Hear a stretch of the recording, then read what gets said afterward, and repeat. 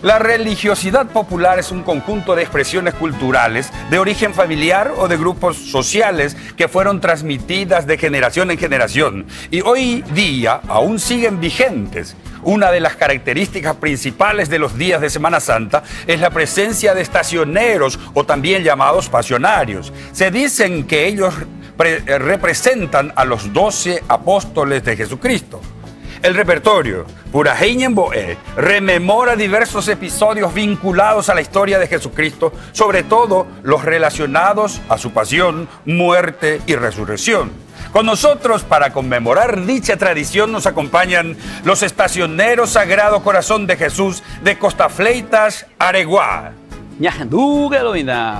La Virgen de los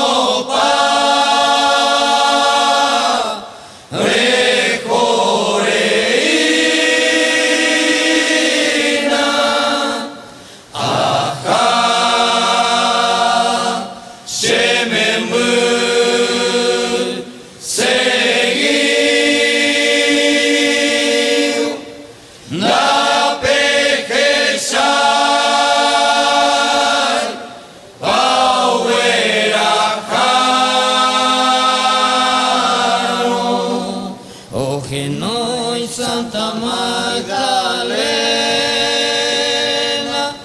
oh acompáñame a Guaychupé